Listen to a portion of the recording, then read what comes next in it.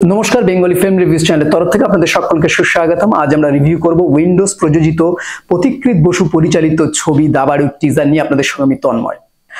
ছবিটির যদি কন্টেন্ট নিয়ে কিছু বলি, সেক্ষেত্রে প্রথমেই বলতে হয় যে সূর্যশেখর গঙ্গোপাধ্যায়ের জীবনীকে কেন্দ্র করে কিন্তু এই ছবিটি, অর্থাৎ গ্র্যান্ড মাস্টার সূর্যশেখর কিভাবে হয়ে উঠলো, তার পিছনের কি কি কাহিনী, তার জীবনের কি কি টানাপোড়েন, এই পুরো বিষয়টি জানতে গেলে কিন্তু ছবিটি দেখতে হবে।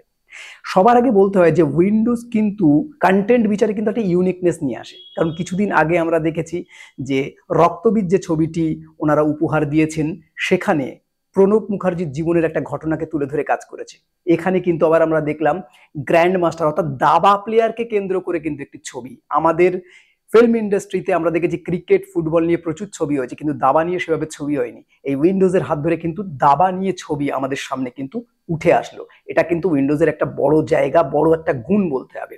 এরপর যদি বলি যে এর কন্টেন্ট যেভাবে তিনি মেকিং করেছেন, কারণ উইন্ডোজ একটা জিনিস আমরা জানি যে উইন্ডোজ কিন্তু মেকিং এর দিক দিয়ে একটা অন্যরকম মাত্রা নিয়ে আসে।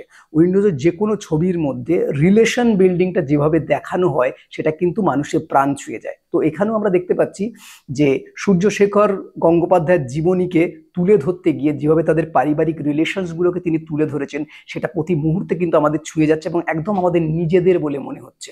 সেখানে যেভাবে কাস্ট অ্যান্ড ক্রুকে ব্যবহার করেছে, এক জায়গায় দেখতে পাচ্ছি দীপঙ্কর দেকে, সে যেভাবে বাচ্চা সূর্যশেখরকে ইনসিস্ট করছে দাবা খেলার প্রতি। আবার অন্যদিকে যেমন দেখতে পাচ্ছি কৌশিক সেনকে, তিনি যেভাবে সেই সূর্যশেখর অর্থাৎ গ্র্যান্ড মাস্টার সূর্যশেখর হয়ে ওঠার পিছনে তার যে অবদান। কিন্তু অন্যদিকে দেখছি শঙ্কর চক্রবর্তী কিন্তু অন্য সুরে গাইছে। তিনি বলছে ক্রিকেট, ফুটবল এগুলো তো একটা আলাদা লাইফ, দাবাতে সেভাবে লাইফ নেই। অন্য জায়গায় কাজ করে আমাদের পেটের ভাত জোগাতে হবে, আর পেটের ভাত জোগানোর পর যে অবসর সময়, সেই অবসরে আমরা দাবা খেলতে পারি। ফলে দাবাটা নিয়েও যে মানুষ এগোতে পারে, সেই জায়গাটা কিন্তু তিনি দেখাচ্ছেন না বা তার কথার মধ্যে উঠে আসছে না। ফলে এই তিন দিক দিয়ে তিনটে রিলেশনে যে টানা পড়েন, সেটা কিন্তু অসাধারণ। এবার যদি ডাইরেক্ট টিজারটা কেমন হলো সে কথাই বলি, সেক্ষেত্রে আমি বলবো যে টিজারটা কিন্তু সুন্দর কাটা হয়েছে। কারণ টিজারটার মধ্যে দিয়েই সূর্যশেখর গঙ্গোপাধ্যায়ের জীবনের যে জার্নি, সেটা কিন্তু আমরা অনুভব করতে পারছি। এখানে একটা তেল ছিটকানোর জায়গা রয়েছে, ঋতুপর্ণ সেনগুপ্ত কিছু ভাত যেমন সেখান থেকে তেল ছিটকে আসছে, এটাকে আমার কোথাও যেন মনে হচ্ছে একটা মেটাফর হিসেবে কাজে লাগাচ্ছে। বা সেই জায়গাটা টিজারে যেভাবে উঠে আসছে, আমরা কিন্তু টিজারই চমকে উঠছি ফট করে এই ছবিটি দেখে বা ওই দৃশ্যটি দেখে। ফলত টিজারটা কিন্তু খুব অনবদ্যভাবে কাটা হয়েছে এবং টিজারটা দেখেই কিন্তু এরপরে ছবিটি দেখার জন্য যে আগ্রহ, সেটা কিন্তু অনুভব করছি। কারণ টিজার বা ট্রেলার এমনভাবে মেকিং করে, এটাও কিন্তু একটা আর্ট, যেখান থেকে ছবি দেখার জন্য আমরা ইনসিস্ট হই। তো সেটা কিন্তু এর মধ্যে রয়েছে। এবার যদি এর টেকনিক্যাল পার্টের কথা বলি, টেকনিক্যাল পার্ট নিয়ে কিছু বলার নেই, কারণ এর এডিটিং, এর কালার গ্রেডেশন, এমনকি যেভাবে কেমিস্ট্রিগুলো বিল্ডিং করার চেষ্টা করা হয়েছে, ক্যামেরার যে অ্যাঙ্গেলগুলো, সেগুলো অসাধারণ। ব্যাকগ্রাউন্ড মিউজিক কিচ্ছু বলার নেই, কারণ আপনারা শুনলেই বুঝতে পারবেন ব্যাকগ্রাউন্ড মিউজিকটা কিন্তু পুরো ছবিটিকে একদম অন্য মাত্রায় নিয়ে যাচ্ছে বা এনহ্যান্স করছে। ফলত শুধু এইটুকু বলার টিজারে যে ছবিটি একটা অসাধারণ মাত্রায় আসতে চলেছে এবং একটা ইউনিক গল্প নিয়ে আসতে চলেছে।